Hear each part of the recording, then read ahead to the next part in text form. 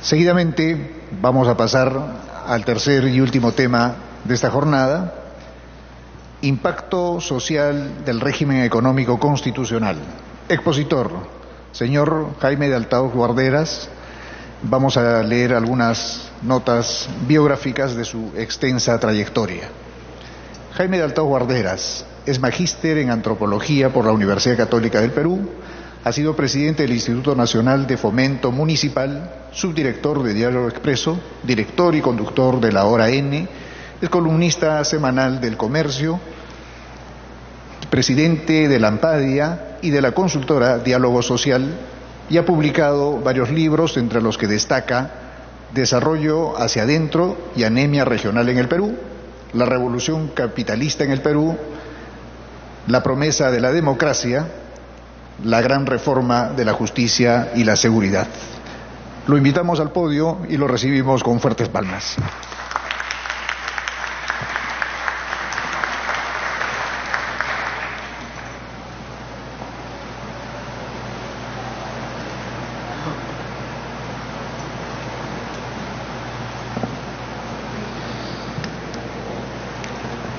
Bueno, buenos días, buenos días, me parece que todavía son los días. Primero agradecer a los organizadores, a Jorge Montoya, al Congreso por la invitación a formar parte de este panel, y luego felicitarlos también por la decisión de organizar un foro para resaltar el impacto tan importante que ha tenido la Constitución del 93 y en particular el capítulo económico en el crecimiento económico del Perú, superior al crecimiento económico de todos los países de América Latina, y no solo en el crecimiento económico del Perú, y ahí viene mi parte, sino en el crecimiento social, en el desarrollo social, en la reducción radical de la pobreza y de la desigualdad, y en la generación de una clase media. Es importante, muy importante, esta clase de foros para poner de relieve efectivamente el impacto, la importancia que puede tener una Constitución que ha producido estos resultados, como bien han sido señalados por Jaime y por Diego. Pero quizá podamos apreciar mejor estos impactos económicos y sociales si comparamos el modelo que está implícito y consagrado en la Constitución del 93, que es básicamente el modelo de la libertad económica, ¿no? De la libertad económica. Si lo comparamos con el modelo anterior, que fue el que nos llevó a la hiperinflación, que destruyó al país. Ese modelo anterior se basó en el principio contrario al de la libertad económica. Se basó en el intervencionismo económico, en la pretensión de dirigir la economía con el objetivo supuesto de conseguir la justicia social y la redistribución de la riqueza.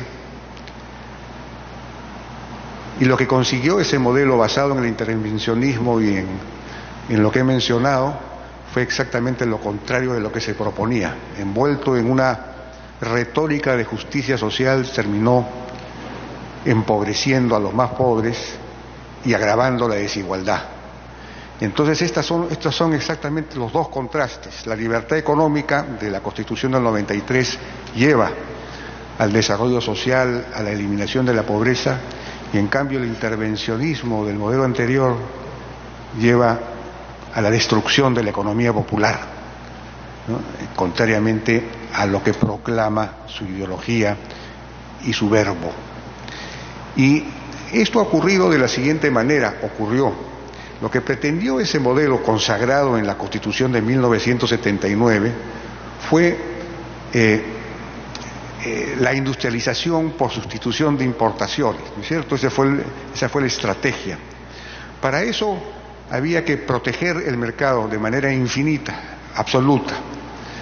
Entonces tuvimos una industria muy cara, con un mercado cautivo, un mercado al que le vendía, pero al que no le compraba nada, porque era una industria importadora, ensambladora, importaba sus insumos, los armaba, le vendía al mercado interno y no le compraba nada al mercado interno. Finalmente succionaba su propio mercado interno, lo consumía. Entonces, económicamente estaba condenada esa estrategia al decrecimiento económico. Pero además era una estrategia que producía productos caros, porque estando protegida no tenía competencia, producía productos caros y de muy mala calidad, impuestos a la gente. Entonces la gente tenía que poner, el consumidor tenía que pagar precios muy altos para productos de mala calidad. Y entonces lo que teníamos era una transferencia de riqueza del consumidor, de los sectores populares, a esta industria. Entonces, por ese lado también se consumía o se succionaba el mercado interno. Era un modelo que no tenía viabilidad económica porque consumía su propio mercado interno. De alguna manera, para compensar esto, se establecieron subsidios. Si la gente está pagando muy caro y está entregando su dinero a esta economía protegida, si está transfiriendo sus ingresos a estos rentistas, entonces hay que subsidiar la alimentación popular, ¿no? Entonces alimentos importados, además con dólar barato, subsidiados acá para favorecer la alimentación popular, condujeron a la destrucción de la economía campesina. Los campesinos, particularmente los andinos, los paperos, perdieron su mercado interno. El Perú importó cada vez más harina, trigo, fideos, que se convirtieron en la base de la economía de la mesa popular.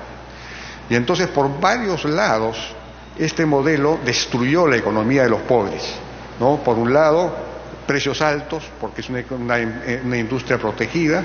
Por otro lado, subsidios a la importación de alimentos, destruyendo la economía campesina. Y una industria que no le compra, que no dinamiza el mercado interno, sino que le vende pero no le compra, y entonces no genera dinámica económica interna. El modelo era un desastre. Entonces, por supuesto, como esto no funcionaba, había que estatizar para controlar el proceso de acumulación, ¿no? Y ahí sí ya generar riqueza y generar redistribución.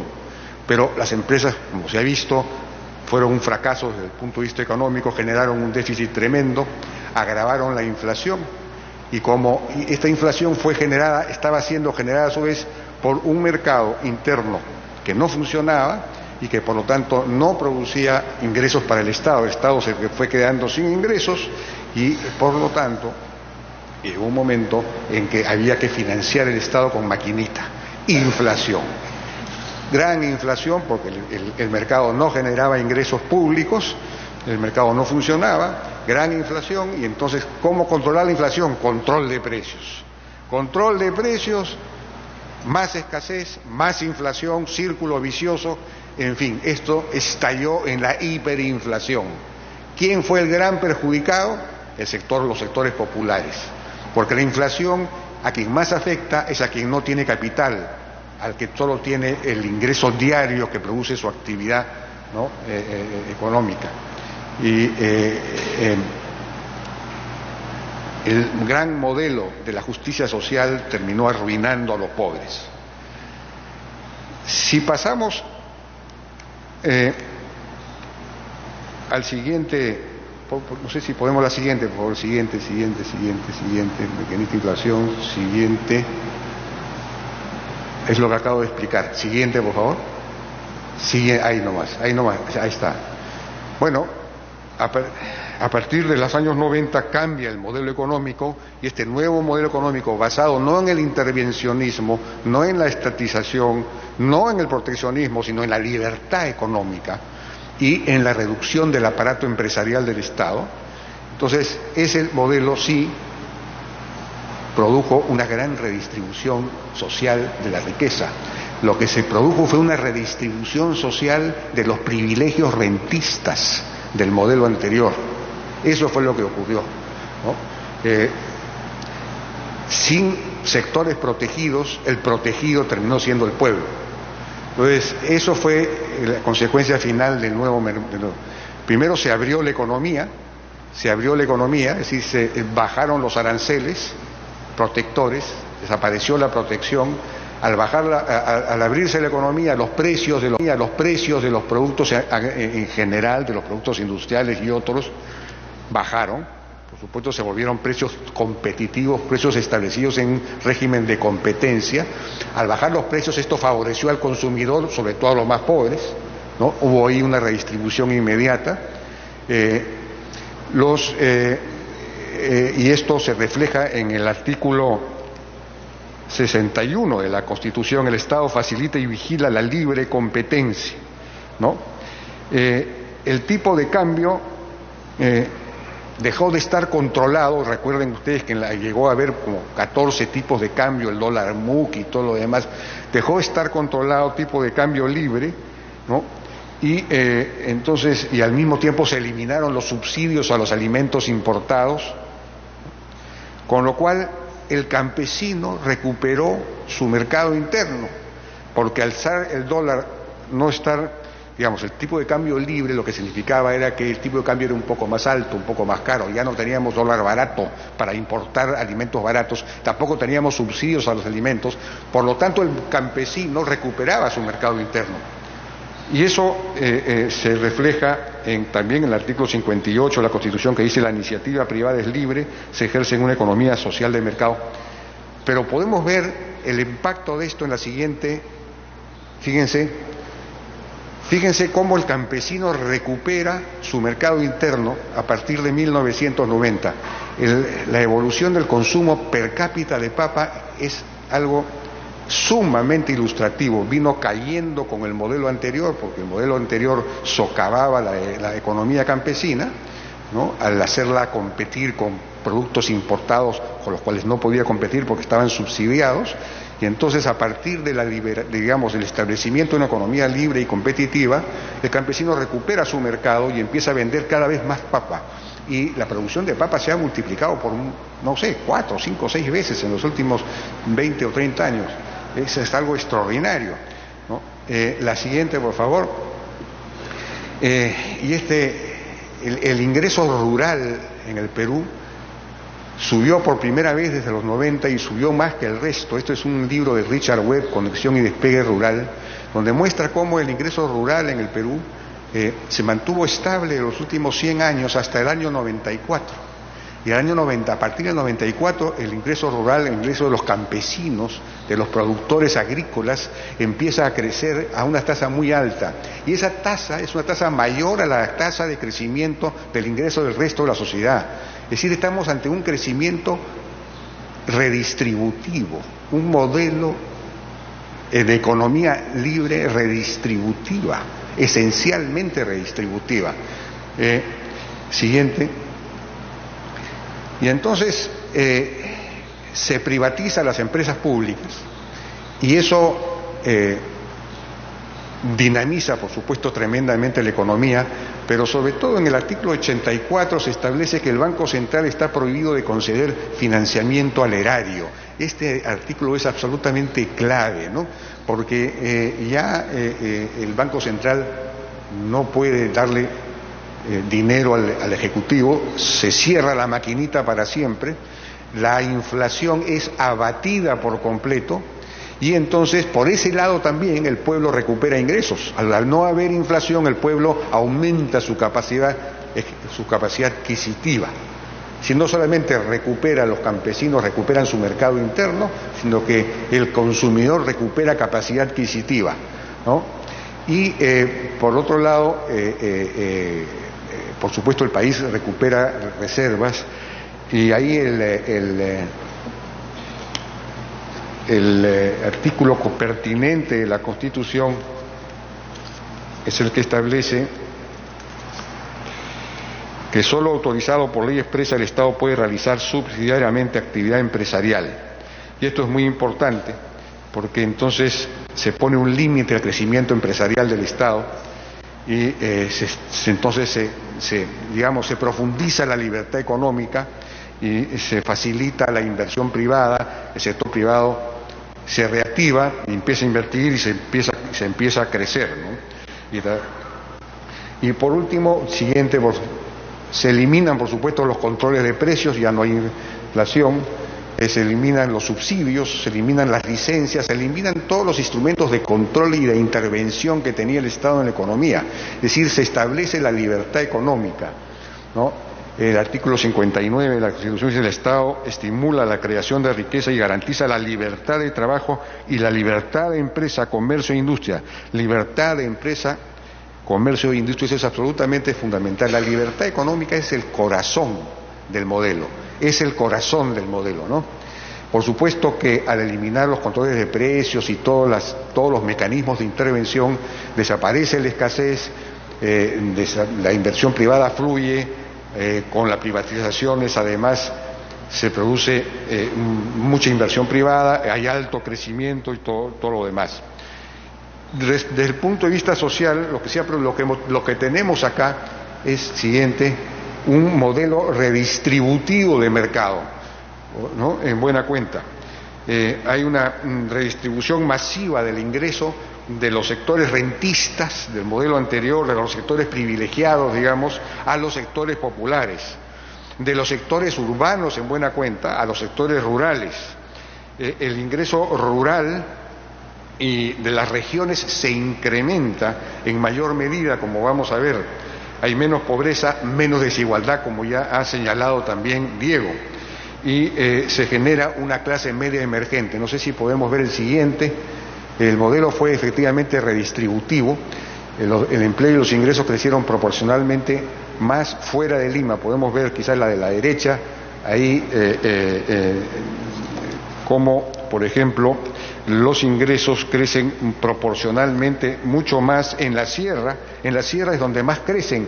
Claro, los campesinos de la sierra, fundamentalmente paperos, han recuperado su mercado interno y entonces el ingreso de la sierra crece más proporcionalmente, también el ingreso de la selva, y el ingreso rural crece mucho más que el urbano, y en general las regiones crecen más que Lima, ¿no? El ingreso de las regiones crece más que Lima. Este es un modelo profundamente redistributivo, de Lima al interior, del sector urbano al rural, ¿no? De los sectores privilegiados a los sectores desfavorecidos. Este es el modelo socialmente más exitoso que podemos tener, y sin embargo es cuestionado justamente por lo contrario. Es una cosa absolutamente inconcebible. La gente no reconoce, no estudia la lata. La siguiente, por favor. La pobreza, como ya se ha dicho también, se redujo pues sustancialmente de más o menos 60% que era a comienzos de los 90 a un 20%, se redujo de 60 a 20, una caída pues realmente abismal de la pobreza, ¿no? Pero no solamente la pobreza se redujo, la desigualdad también, como ya señaló Diego claramente, el Gini ha caído varios puntos. Es decir, que el Gini es el indicador para medir la desigualdad. La desigualdad también se ha reducido, contrariamente a las profecías de Kuznets, que sostenía que en las etapas de acumulación primitiva de la riqueza, la desigualdad se agrandaba, se alargaba, precisamente para permitir la acumulación. Acá tenemos una acumulación básicamente redistributiva. Ese es el principal logro, el logro especial, excepcional del modelo económico peruano consagrado en la Constitución. A ver, siguiente, por favor. Sin embargo, no todo es felicidad, por supuesto, hay problemas. La libertad económica consagrada en la Constitución se ha ido asfixiando. La Constitución, el capítulo económico, se ha ido asfixiando de alguna manera. Es decir, se han introducido, sobre todo a partir de la segunda década de este siglo, crecientes regulaciones. Hay una suerte de intervencionismo de baja intensidad, por llamarlo de alguna manera, ¿no? Crecientes intervenciones que han ido quitándole energía a la economía, a la actividad económica, quitándole capacidad de crecimiento, y entonces el crecimiento se ha ido ralentizando. Entonces una tarea fundamental es restablecer la libertad económica establecida en la Constitución, volver a aplicar la Constitución. Y el otro tema es la alta informalidad. Se redujo un poco la informalidad en los años en que crecimos más, se redujo como 8 puntos, pero en realidad no se ha reducido mucho debido básicamente a una formalidad que se ha visto precisamente sobreregulada, sobrereguladora, una formalidad demasiado costosa, demasiado cara, inaccesible para los pequeños, para las pequeñas empresas, ¿no es cierto? ¿No? Entonces, es una realidad, es una formalidad excluyente. En el siguiente, por favor, ahí podemos ver cómo el empleo adecuado se dobló entre esos años, ¿no? Se dobló prácticamente. El empleo adecuado es el empleo, tiene empleo adecuado aquella persona que tiene un ingreso superior al salario mínimo o que trabaja 8 horas, ¿no? Ese mínimo de 8 horas. Ese es el empleo. Es decir, el empleo adecuado mejoró tremendamente. Sin embargo, esto no se reflejó en una mejora de la formalidad. Es decir, el empleo formal mejoró también, pero solo 8 puntos. Así como el empleo adecuado se dobló, el empleo formal solo mejoró 8 puntos, ¿no? ¿Y a qué se debe eso? Precisamente a la sobreregulación, al peso regulatorio de las normas laborales, sectoriales, etcétera, que impiden que yo puedo mejorar mis ingresos, pero no me puedo formalizar porque la formalidad es muy cara. Entonces esto es muy negativo para el crecimiento y eso se ha ido agravando. El siguiente, por favor. Lo que pasó fue que se abrió la economía en los 90, pero no se flexibilizó el mercado laboral, ¿no? Tenemos la estabilidad laboral absoluta, que en buena cuenta fue repuesta el año 2002 por el Tribunal Constitucional. Hay que revertir eso y tenemos costos no salariales del trabajo muy altos, ¿no es cierto?, que en comparación a otros países. En la siguiente podemos ver cómo hay las normas laborales. Este es un cuadro que me parece que lo hizo Roberto Abusada en su momento. Las normas laborales tienen 2000 páginas, normas laborales que hay que cumplir, entonces nadie las puede cumplir, entonces la formalidad es inaccesible, la formalidad es excluyente, ¿no? Entonces, esa es una gran reforma que por supuesto está pendiente para restablecer libertad económica y restablecer precisamente fluidez en el crecimiento económico. La siguiente, hubo, en cambio, ahí donde hubo un régimen laboral simplificado y flexible, hubo formalización. Ese es el régimen agrario famoso que fue parcialmente, digamos, atacado por esta modificación que hubo hace un par de años, ¿no es cierto? Fíjense cómo se incrementó tremendamente. Es el único sector en el que la formalización del trabajo ha crecido, ¿no? Es decir, la justicia social, para usar esos términos, laboral funcionó. Ahí donde hubo libertad, simplificación, flexibilidad. La libertad genera redistribución, genera bienestar. Entonces, esto es el régimen que habría que extender al conjunto de la economía. Siguiente, bueno, hay un tercer problema que no se ha resuelto y que eventualmente hasta se ha agravado, y es que el Estado no funciona. No funciona, pero no por falta de recursos, no funciona por decisiones equivocadas, por una descentralización mal hecha y por el patrimonialismo, la gestión patrimonialista que está inyectada, que está incrustada en el Estado, ¿no? No hay meritocracia, sino patrimonialismo. Podemos ver el siguiente, no sé si tenemos la siguiente. No es un problema, decía, de recursos. Ustedes pueden ver ahí que en los últimos 20 años el gasto en salud, por ejemplo, se multiplicó por 7 en términos reales, por 7 en términos reales. Y sin embargo, evidentemente, la calidad del servicio de salud no se multiplicó por 7.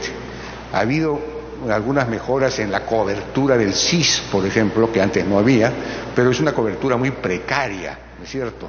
Entonces, aquí lo que hay es mala gestión, corrupción, patrimonialismo, antimeritocracia.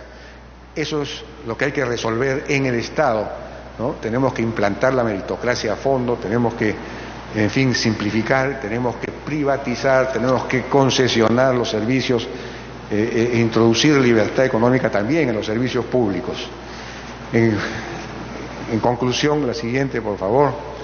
El régimen económico constitucional ha favorecido una acelerada reducción de la pobreza y una redistribución masiva de las ganancias rentistas al sector rural, al interior del país y a las clases populares. Y ha surgido una clase media emergente, pero no se ha resuelto el problema de la informalidad ni de la calidad de los servicios públicos debido a un creciente peso regulatorio, contrario precisamente al espíritu de libertad económica de la Constitución, ¿no? Se ha afectado la aplicación constitucional, generado en parte por una gestión patrimonialista de los recursos públicos. Necesitamos recuperar la libertad económica. Eso es todo. Gracias.